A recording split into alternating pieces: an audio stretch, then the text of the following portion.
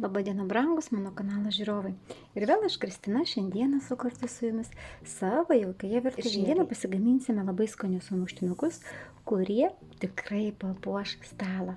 Ir jie pasidaro labai nesudėtingai. Tad eime gaminti. Mums reikės kumpio dešros, kuri yra labai smulkiai supjaustyta, keletą alyvuogių ir užtepėlės. Alyvuogės aš iškart perpjaunu per pus.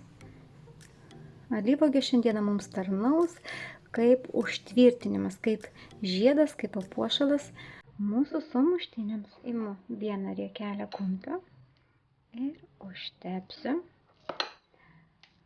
užtepėlės. Tikrai labai skani užtepėlė, kuri, kaip ir sakiau, pirmose video ir dabar pasikartosiu, tai yra universali užtepėlė. Ir su ja mes galime prigalvoti daug įvairių ir skanių sumuštinukų. Išlyginam užtepėlę ir dabar mums reikia susukti į volelį.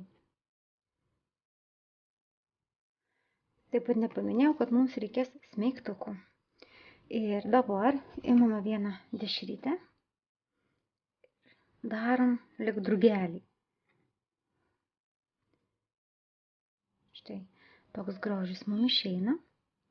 Ir kad tas grožis laikytųsi, būtų labai puiku štai taip užmauti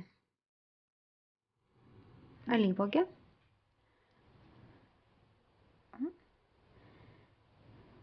ir uždėti. Tai lieka pataisyti. Ir štai taip sutvirtinam. Ir štai koks gražuolis mums išėjo. Ir dar kartelį viską kartu pakartojam. Dedam užtepėlės ant kumpio, išlyginam, susukam į volelį ir iš dešrytės padarom lyg drugelį.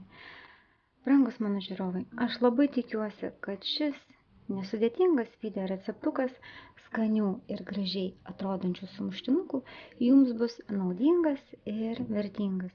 Tad jeigu jums patinka mano video receptukai, nepagailėkite uždėti like, parašyti komentarą, o jeigu dar nesate užsiprenumeravęs ar užsiprenumeravusi mano kanalą, tai tikrai kviečiu padaryti tai dabar, nes mes drauge tikrai gaminsime ir kepsime įvairius skanius receptukus.